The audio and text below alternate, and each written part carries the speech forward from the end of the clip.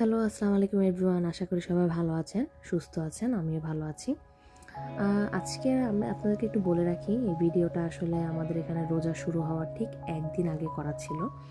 আমি আসলে ভিডিওটা বিভিন্ন কারণে আপলোড দিতে আমার খুবই লেট হয়ে গেছে, বাট আমি ভাবলাম যে না, আজকে দিয়ে দিই। কাজের থেকে একটু বের হইলাম, বের হয়ে আমি ভাবলাম যে ইন্ডিয়ান গ্রসারিতে যাই। আমাদের এখানে যে ইন্ডিয়ান গ্রসারিটা আছে, আমরা যেখান থেকে দেশি শাকসবজি, মশলাপাতি, আমাদের দেশীয় জিনিসপত্র কিনি, সেগুলো একমাত্র ইন্ডিয়ান স্টোরেই পাওয়া যায়।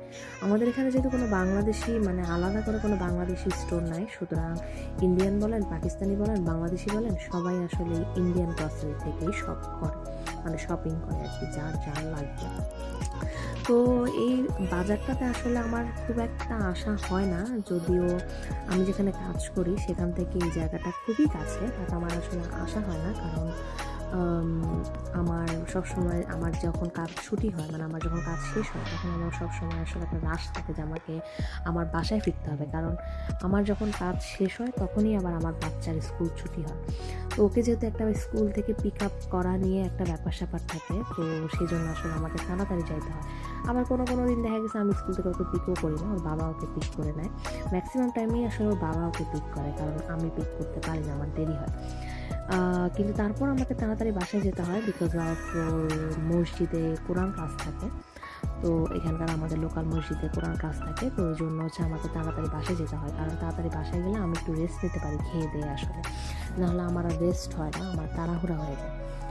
তো বাচ্চা থাকলে আসলে একটা সময় যায়, আপনার কাছে অফুরন্ত সময় থাকবে, আপনি খুব বোর্ড ফিল করবেন, যে মনে হবে যে এত সময় আমার মতন বেকার তো কারো কেউ নাই, মনে হয় আমি অনেক বেকার, আমার ভালো লাগে না, আমার সময় যায় না।